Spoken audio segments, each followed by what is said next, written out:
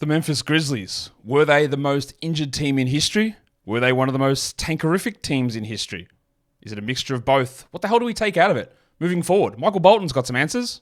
Thanks, Josh. It's Michael Bolton here, and it's time for another episode of the Locked On Fantasy Basketball Podcast. Let's get to it. Let's get to it, indeed. You are Locked On Fantasy Basketball, your daily fantasy basketball podcast, part of the Locked On Podcast Network.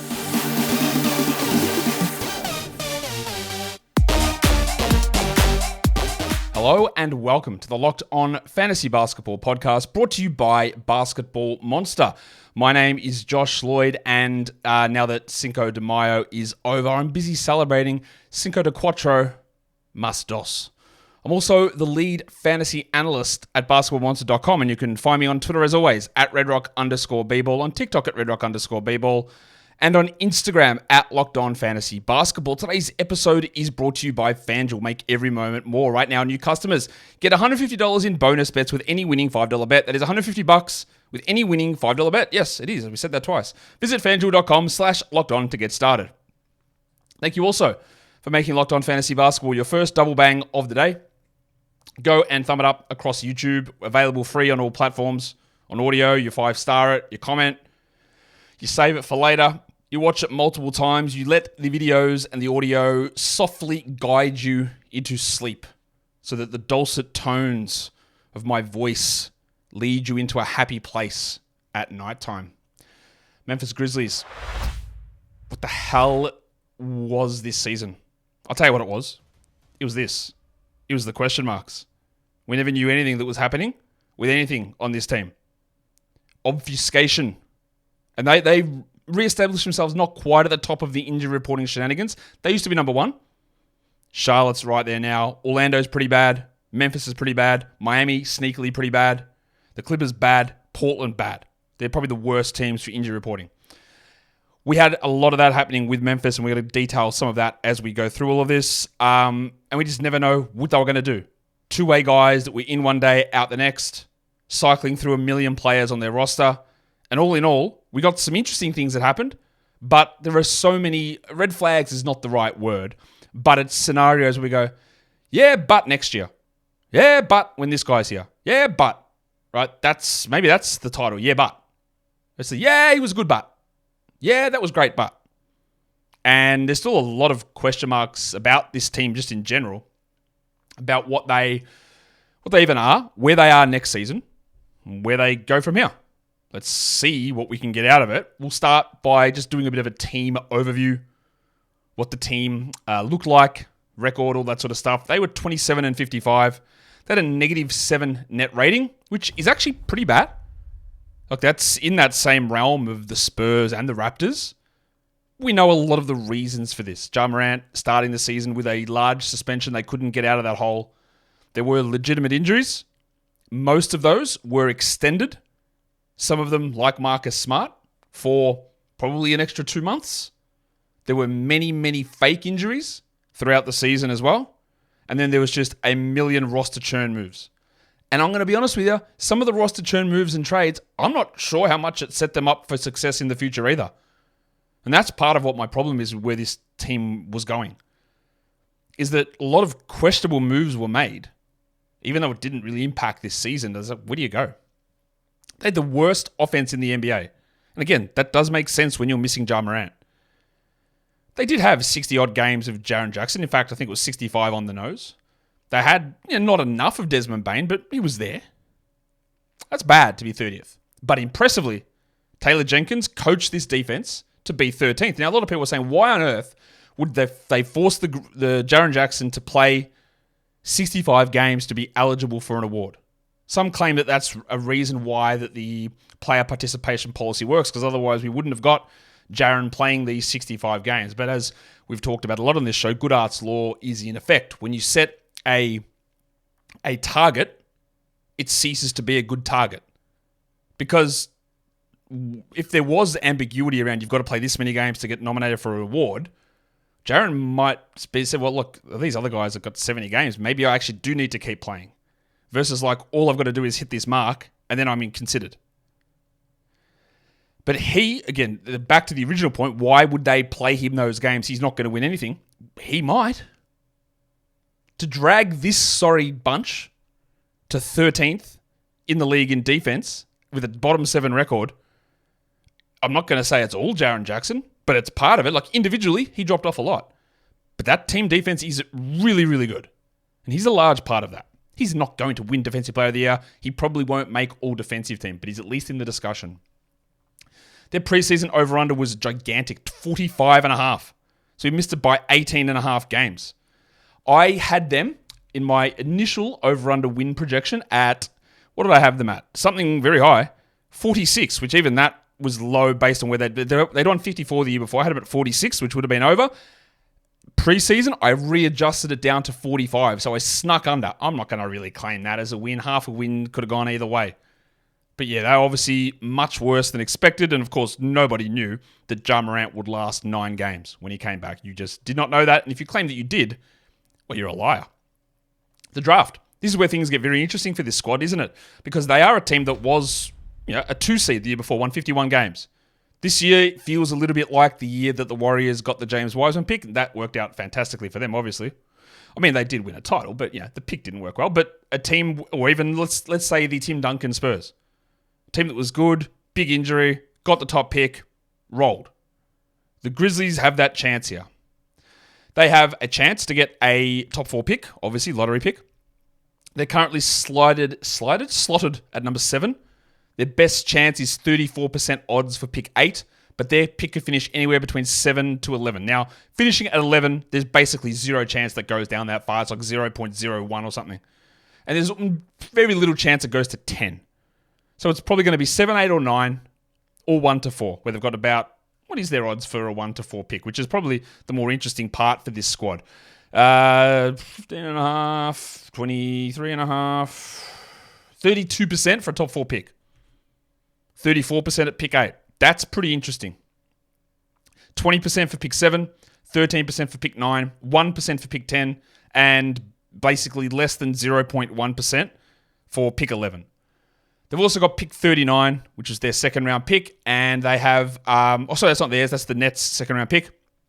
Their second round pick has gone to the Jazz, and they've also got pick 57 from the Oklahoma City Thunder. In terms of lineups, their most common starting group started 5 games together. Luke Canard, John Conchar, Vince Williams Jr., Santi Dama, and Jaren Jackson. They had 3 different lineups start 5 games. This was the best one. It went 4-1. And that's obviously not including Marcus Smart, Ja Morant, or Desmond Bane. That's their most common starting group. Interestingly, their best lineup is actually the same. It's the same group. But they only had 3 lineups for the entire season that played over 100 possessions, which is the cutoff that Cleaning the Glass uses. That was a plus 12.5, that lineup. Canard, Conchar, Williams, Aldama, and Jackson. But only 3 lineups is at a staggeringly low amount. They went crazy. They had 51 starting lineups out of 82 games. They used, a world record number of players? Just a crazy, crazy amount of starting lineups. They only had, let's have a look, 9 starting lineups that started 3 games or more. That's all they had. That is crazy. They were chopping and changing all the time because of real injuries and fake injuries. But that lineup showed some stuff. Now, I'm not going to talk about John Conchar here today. He's an okay player, but ideally you want to move on from him and upgrade that spot. But there were successes in this season without any question. One of them is the bloke in the middle there, Vince Williams. We'll talk about him a little bit later on. For free agency, Jordan Goodwin is a restricted free agent. We've seen Goodwin bounce around. He was in Phoenix for a bit. He joined Memphis on a 10-day after being traded to the Nets. He was waived, joined Memphis, and then was on the 2-way. Then we did the 2-way shuffle. We had to find out half an hour before the game whether Goodwin was inactive or not. When he played, we got nice numbers. Good rebounds, great steals, good assists. I'm not really sure where Goodwin is as an NBA player. He's one of these guys, I feel like, that when we see these teams that are in complete tank mode, he'll pop up and put up good numbers. But as someone you want to build around, I'm not really sure about that. He had a pretty good season for Washington as a rookie, though, as well. So maybe we're not. Maybe I'm being a little harsh on him. But he's their only restricted free agent. Their only unrestricted free agent is Lamar Stevens, who also had a couple of good moments, but Again, this team just had so many players on the roster and so many guys not there and things they're going to do that I don't expect many of these guys to be back. They've got two decisions that need to... What's not true? They had two decisions that need to be made. They've got one that still needs to be made in terms of options. The Duck, Luke Canard, has a team option. Canard, after a slow-ish start to the season, it's a $14.7 million team option. We'll talk about this later. Canard started a little bit slow. They go, this man has shot 45% from three for 4 straight years, and he was shooting like 33. Right when I said, hey, maybe we stream him in because he's starting and he's going to be a great source of threes, and he couldn't hit them. He finished the season at 45% from three again. He is, without question, I don't know how to phrase this without people getting their dicks in a knot, the best shooter in the NBA. Now, again, I know Steph Curry exists. Steph Curry is the best shooter of all time. And if Luke Canard had to do what Steph Curry did, he wouldn't be the level of shooter percentage-wise that he currently is. I know all this. But it's in terms of pure three-point conversion, which is not necessarily a rating of how good of a shooter you are. So maybe let's rephrase that. Canard is the consistent best percentage three-point shooter in the NBA. Has been for 4 years. But he also showed that he doesn't really have the ability to ramp that into something different.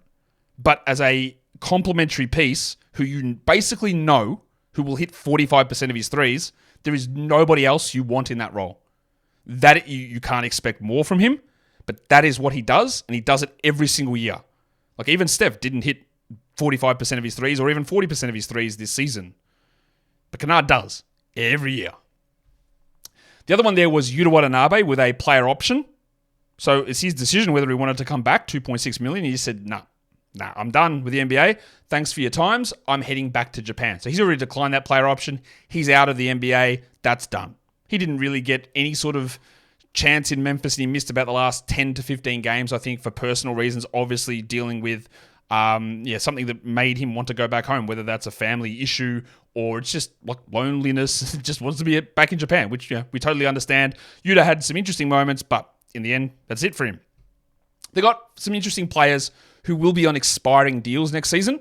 2 of them are rookie extension eligible, Santi Dama and Zaire Williams. One of those you will probably look to extend if you get a nice deal on it. The other one you wouldn't bother.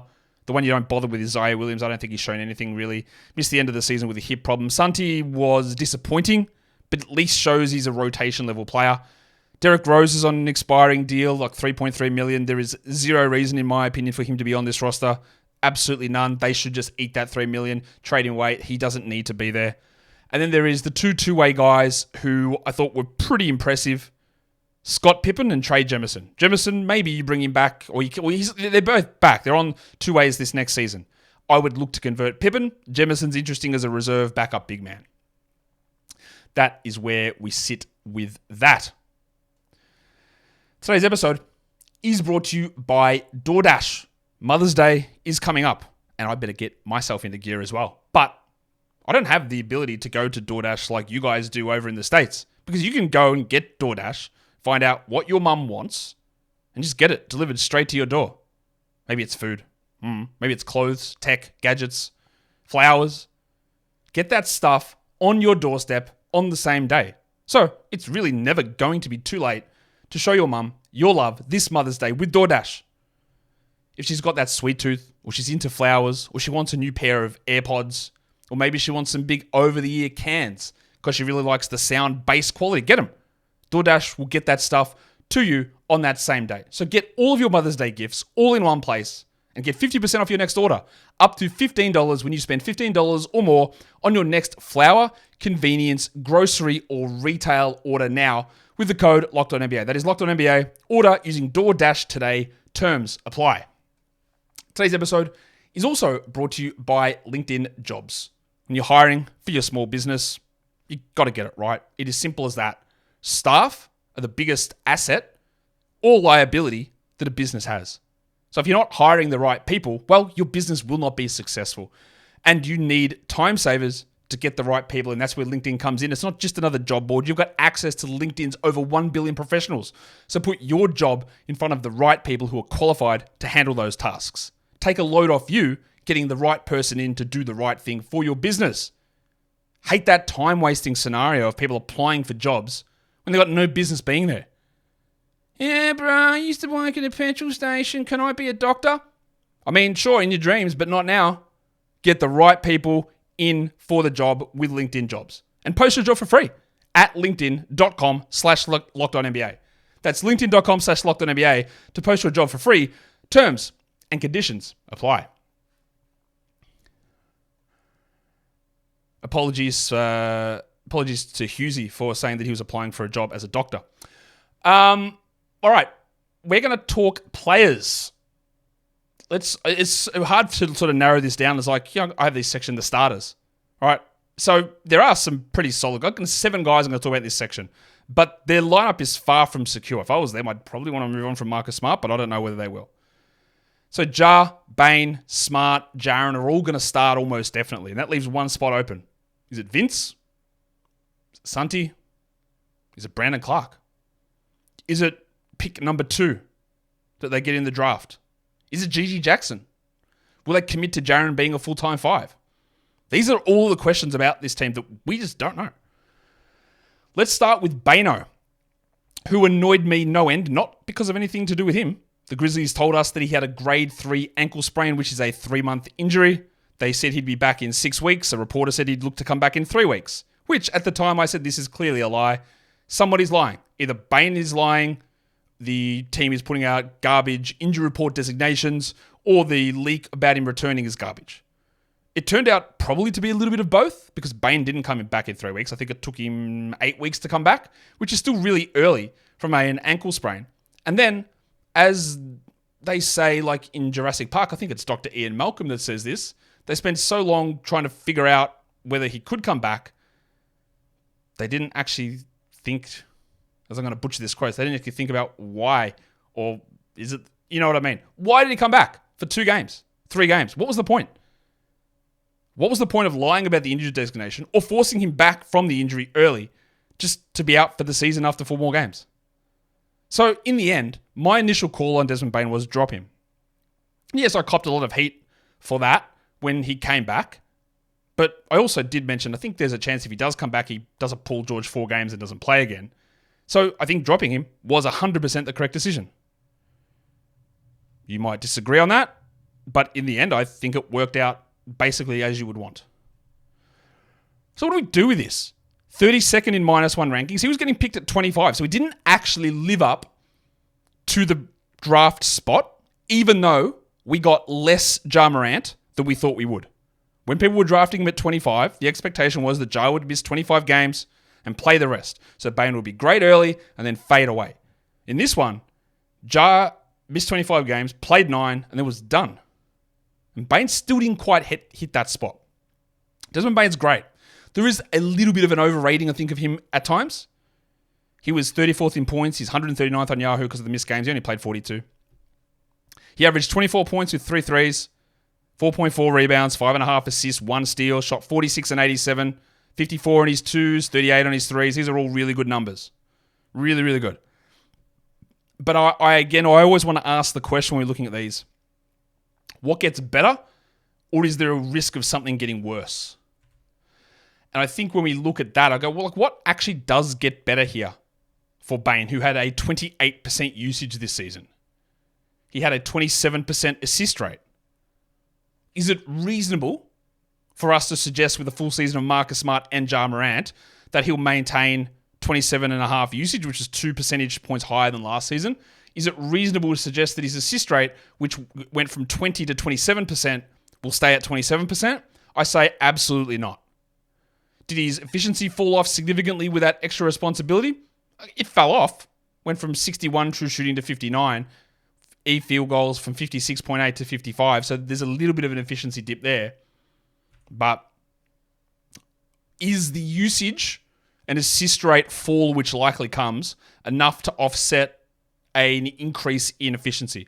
And I would say I'm not sure about that. I think that what Bane did this year might end up close to best case. Maybe. His best comp this season, according to Crafted, was Bradley Beal in year 6 or Terry Rozier in year 6. So, yeah, he's a very good player, Desmond Bane. Very good. He was 91st in EPM, 80th percentile Crafted. His offensive load was 85th percentile, but again, that's the thing we need to say, where is that going to sit? Will he be in that same zone? And probably not, would be my answer. So where he is drafted, I would not be looking as a second round player for Bano next season. Third round is sort of where he fell this year. I think if you go into the top 30 for Bane, it's probably going to be a mistake. If he sits in that 40 range, I think that's reasonable. 38, I think that's a reasonable spot. All right, let's do it. Let's talk Ja Morant. But I don't really know how much there is as the Shai Gilgeous-Alexander thing comes across my nose. Bad design. What do we take out of this from Ja? He's 25.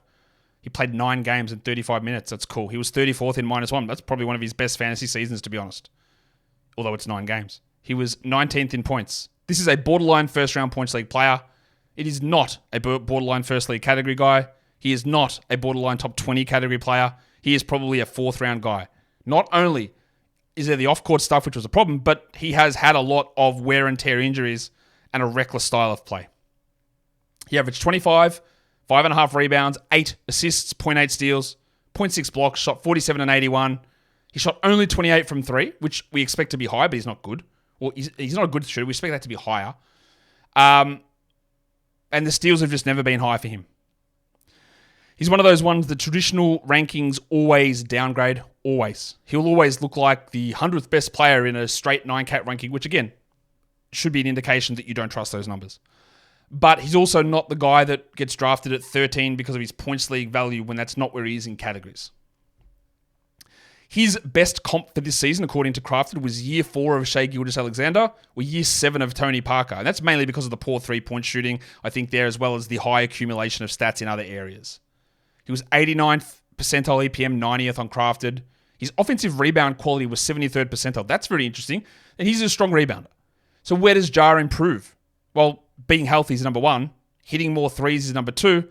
And at some point, maybe get some steals, but I think that ship has basically sailed. I don't think we can rely upon Ja to be a high steals player. He's a points, rebounds, assists guy with low volume threes.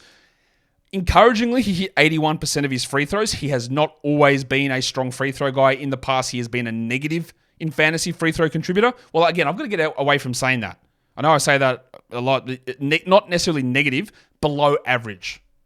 Not even below average, below the top 75 contributors in free throw percentage, which again is a weird thing to do and why we do it, and it's burnt into my brain. But yeah, his free throw percentage was 75, 77, 73, and 79 the first 4 seasons. So it's a good jump up, but where does that hold him? He will continue to be overdrafted without any question because the points league bumps up, but I would be okay with him round 2 in points leagues. If you want to go back in round 3 in category leagues, I think that's fine. He's still not in his prime, but I'm not a big if you're injured one season, that's going to mean the next one, and that's not what I think for Ja. It is just the style of play leads to injuries for him. It's not an unlucky scenario sort of situation where certain things happen which are unlucky or can happen to anybody at any point. He has injuries from jumping through people and landing on the court, which is a style of play problem. And that's where I end up with some concerns about that for Morant. Alongside, does any of the off-court stuff come up and cause a problem again? We certainly hope not, but I don't think we can rule it out at this stage.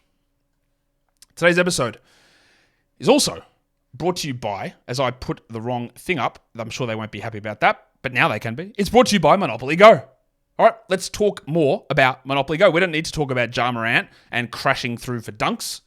We don't need to talk about the ref blowing whistles on charge block plays, which will infuriate all of us. We need to talk about Monopoly Go. You can team up with your friends for timed tournaments. You work together and you build up each other's boards. You win together and you unlock awesome prizes. You can get unique stickers, which you can trade with your friends. Complete albums and get big prizes. Get more dice. Get more cash. Get more other things that they send through to you. You get emojis you can taunt your friends with. Cool little pieces on the board. You move them around. The Monopoly board.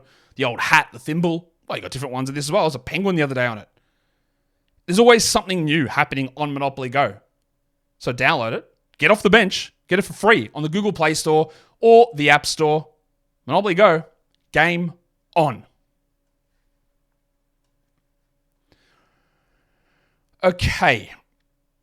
Why is this such a long show? Because I talk too much. Jaren Jackson Jr.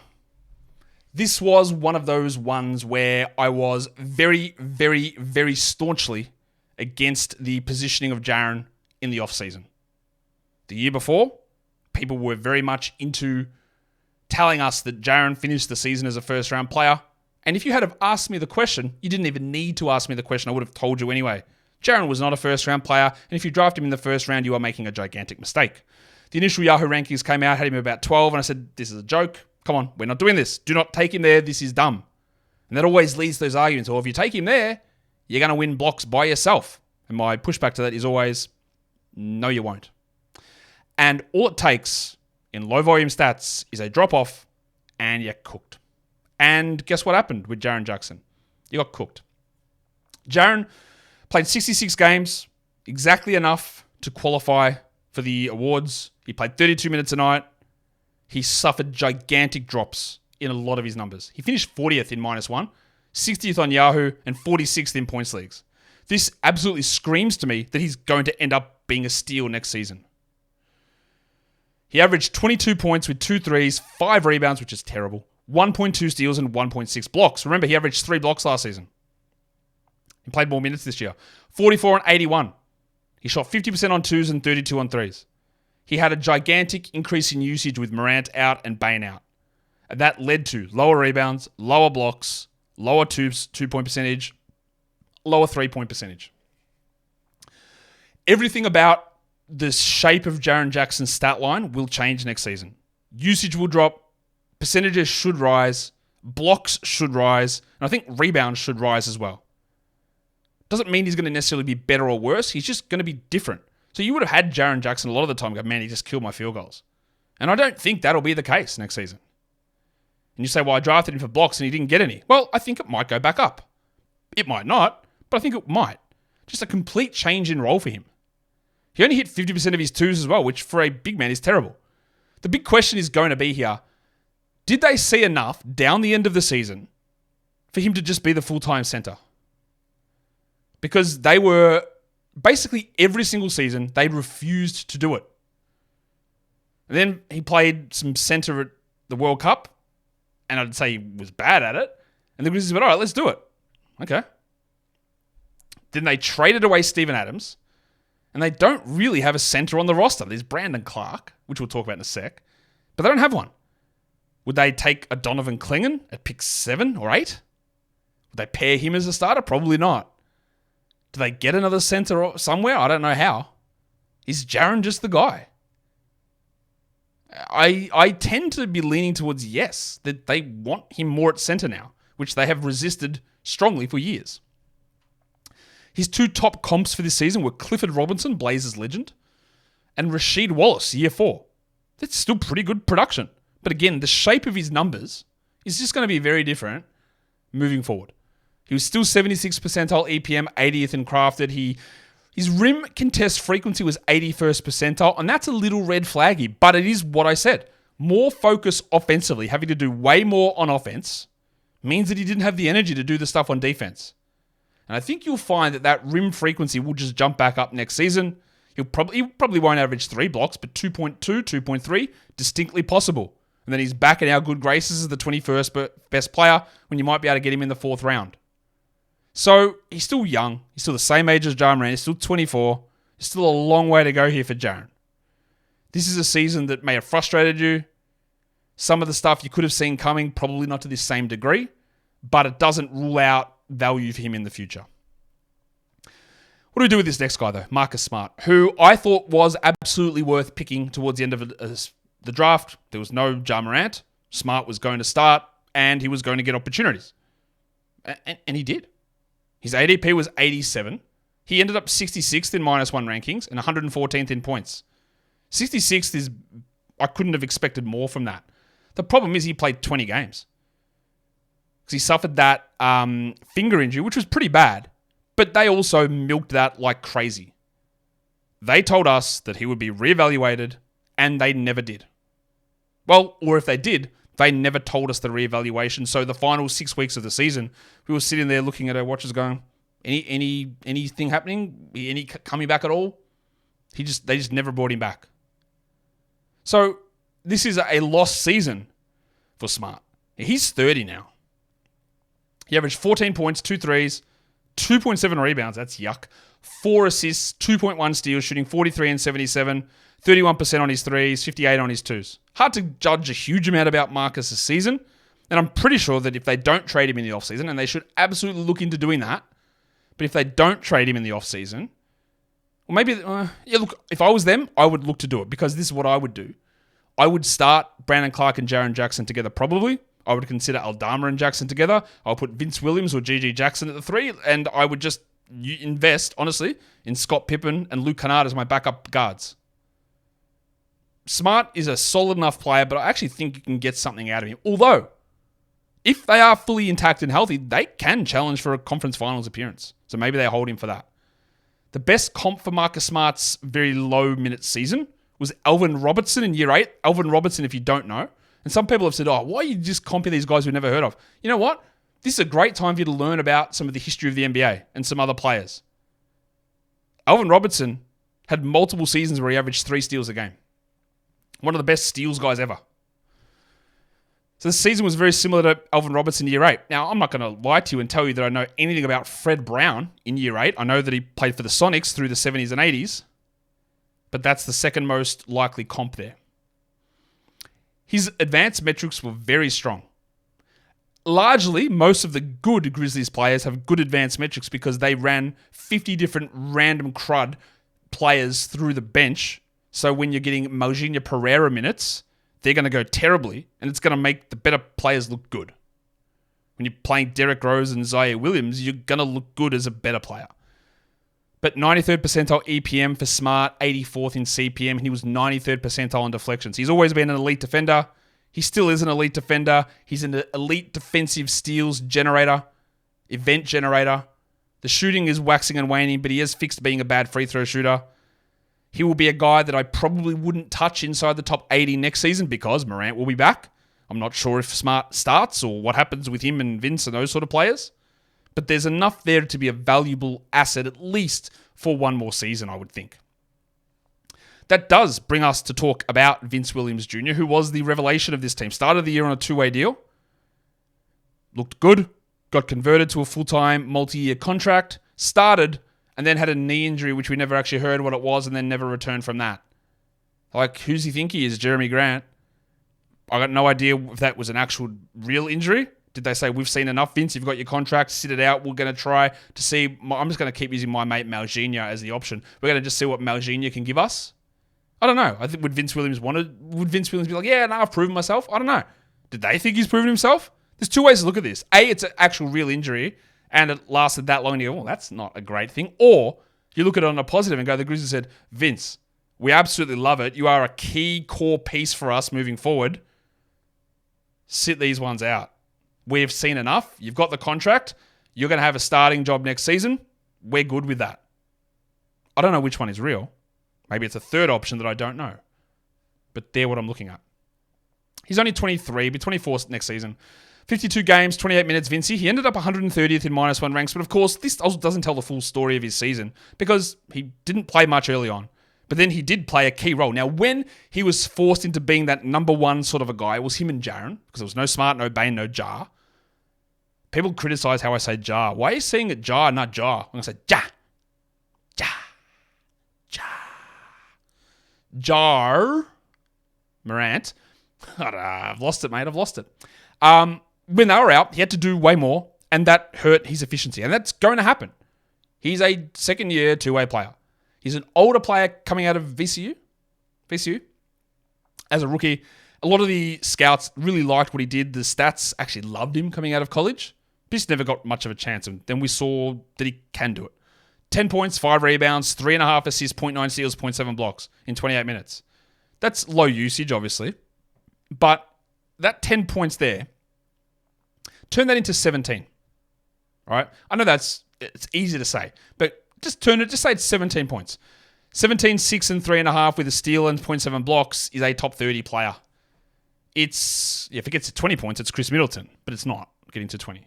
He's a low usage guy. But threes, rebounds, assists, steals, blocks, all being at fantasy average or above is massive. Shot 38 on threes and 53 on twos. Great. 45 from the field. This is why I hate the way that we use field goal percentage as a category in fantasy. 45 goal is actually a real drain on your field goals. He shot 53 on twos and 38 on threes. That's actually pretty good as a player. As a wing guy, 38% on threes. Like, that's actually should be rewarded as how good that is as an option. But for fantasy, it hurts. Like, he's at 54th percentile effective field goal. That's pretty good, yeah? But it's considered a negative for us. The best comps there, I don't love that Marquise Chris year 4. That's Golden State Warriors Marquise Chris, where admittedly he was better. Comes up. But the next one's interesting. Rick Fox in year 4.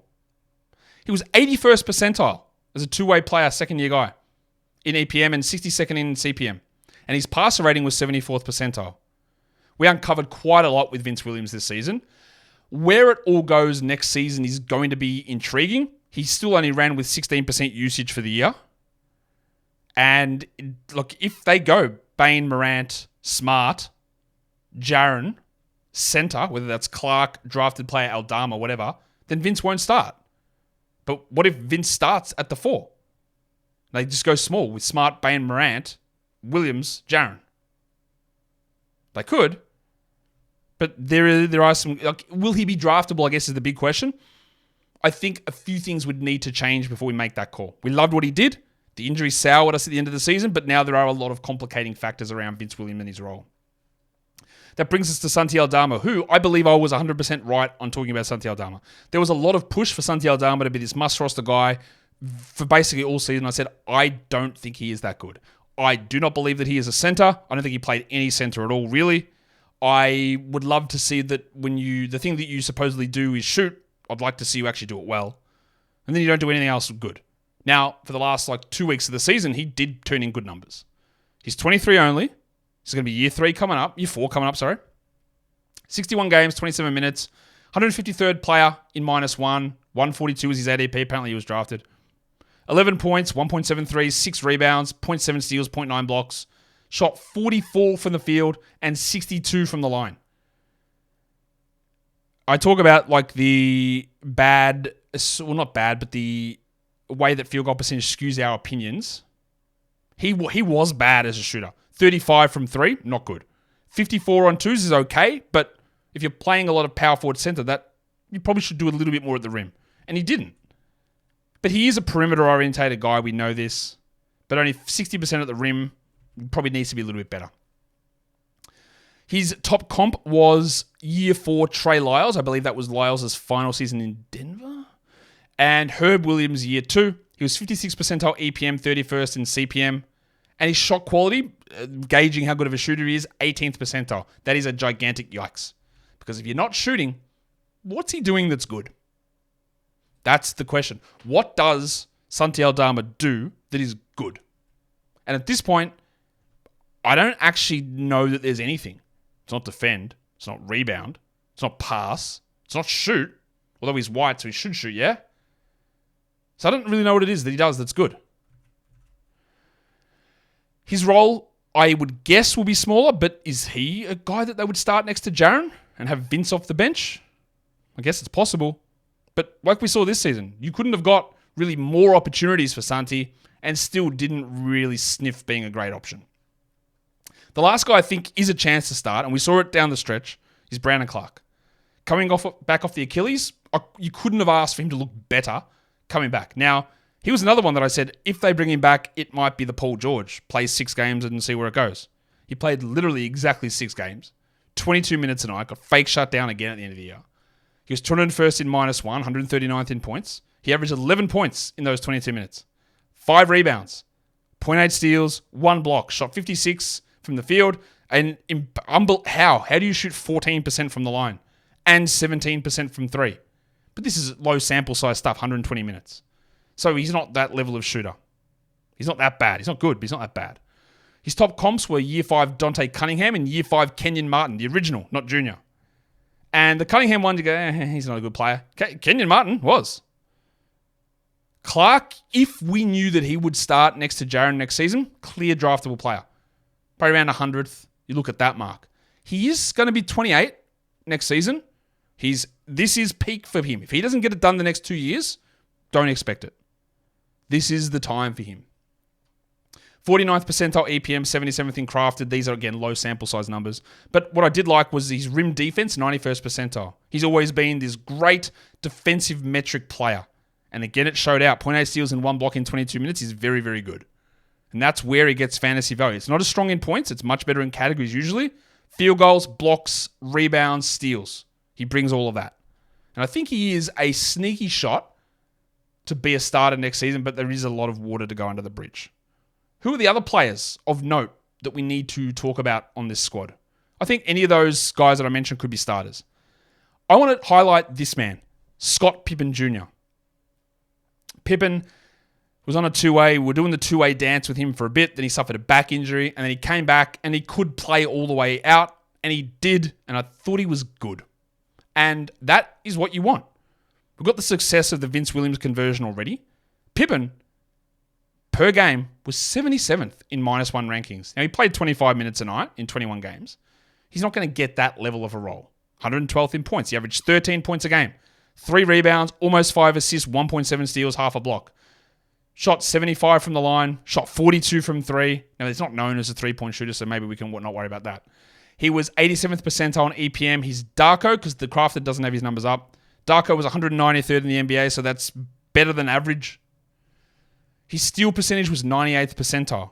Very pesky on-ball defender, very strong passer, shot well, scored well. This is what they should invest in. Age 23 Scott Pippen on a two-way. Sign him up now to a 4-year with non-guarantees, minimum contract as your backup point guard.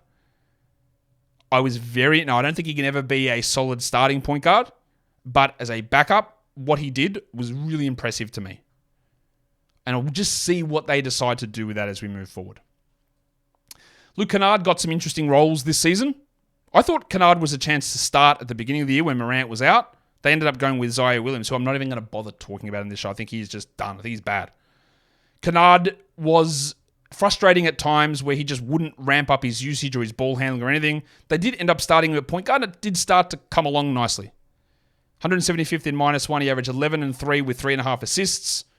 45 from the field, 89 from the line, 2.7 triples, and he hit 45% of his threes. Higher than the 44% of his twos that he took, but all he does is take threes. We know this. He's the best three-point percentage shooter in the NBA, and he has been for years. He is a guy that would fit on almost any team. Defensively, yes, there are problems very clearly, but they're not disaster problems. He can handle a little bit, he can score, but he just can shoot. And he shoots unbelievably. The best comp to his season was, again, I'll be honest, I have literally never heard of this bloke. Aldridge Rakazna. Year 2 of that bloke. Apparently he had more than one season. Aldridge Rakazna. And Dana Barros, year 7. Barros was a big volume guy back in the 90s for threes. One of the best three-point shooters as well. Canard was 65th percentile EPM, 37th in CPM. He was considered 99th percentile in best shooting numbers. Obviously, he's awesome. He's never going to be a good fantasy guy, though. He's already going to be 28. He only played 39 games with knee problems. But impressive nonetheless. That brings us to impressive. Let's talk GG Jackson. The number one thing we have to start with is this man is still 19 and does not turn 20 until December. He would have been a top 5 pick in this upcoming NBA draft had he not reclassified or declared for the draft. They got him at pick 45 on a two-way deal. They've converted him now. Unbelievable drafting. Can't believe teams let him slip that far, to be honest. It was nonsense at the time. And they took advantage of that. Huge W doing that. He got some interesting opportunities. We said this as soon as Desmond Bane went down. They have nobody that can create their own shot apart from GG Jackson, and that's when he found a rotation role. He played 26 minutes a night as a 19-year-old, 188th in -1, 168th in points. He is obviously a better points league than category guy. 14 points, 2 threes, 4 rebounds. The problem with what GG does is what else happens. 1.6 assists with 0.6 steals and 0.5 blocks. Ryan Anderson blushes at that. Actually, that's not true. I think Ryan Anderson had a season where he averaged less than 2 combined assists, steals, and blocks. He shot 43 from the field, 75 from the line, 36 from 3, and 50 from 2. There are going to be some horrendous percentage games from GG, but overall, I think he exceeded my expectations in terms of his shooting numbers. And that, I couldn't ask for more than that. His best comps, year 2 Brandon Ingram, and rookie year Michael Beasley. That's very, very interesting. 67th percentile as a 19-year-old rookie in EPM and 31st in crafted. He's a giant green flag. 67th percentile on free throw rate is a giant green flag. Rookie getting to the line, not being a horrendous efficiency player is great. There are the building blocks of a potential star, but also it might never happen because of the selfishness at times and some of the defensive inattention. But there is enough there for it very easily to be like, he should not have been there at 45. He should not have slipped outside the top 20 very comfortably. And he is still ridiculously young. Chris Murray, when at pick 21, it's like 4 years older. Imagine Gigi Jackson starts his next contract by the time he's Chris Murray's age. That's crazy. You would expect a guy this young with this level of inefficiency problems to be so bad in impact metrics, and he wasn't. Just huge positives there. And the last guy I want to talk about is a guy that stunk all season. I love this guy's stat profile coming out of college, Jake LaRavia. Stunk as a rookie, stunk for the first half of his second season, had an ankle injury, came back and then went, maybe he's good? Maybe? I don't know. He's only 22. He played 35 games, 23 minutes, ranked 227th. He averaged 11 points with 3 rebounds, 0.8 steals, shot 39 from the field, which stinks clearly, 83 from the line, 34 from 3. His best comp was Andy Wiggins, year 4. Andrew Wiggins. The second comp was Marcus Liberty, year 2. 45th percentile EPM, 22nd in CPM. He was 84th in the league in deflections, 84th percentile. It's pretty good. He just was disruptive and just did little bits and pieces. The shot was terrible, but enough for me to go, maybe he's not a complete write-off. But that's about as far as I go. Still young, still got some ability, but I'm not sure he ever develops into a starting caliber player. And that are the 11 guys, or those are the 11 guys that I want to talk about for the Memphis question marks. I'm not going to do Conchar. I'm not going to talk about Pereira or Jemison. But this is a team that, when we're assessing them, we do have to go, yeah, but can that happen next season? What happens when Bane plays and Smart plays and Morant plays? What happens at center? Again, I think probably Clark, but it could be Aldama. It could be Jaren. It could be a draft pick. Still tons and tons of questions on this team. Hit the thumb up, subscribe. You'll never miss an episode. Guys, we are done here. Thank you so much for listening, everyone. See ya.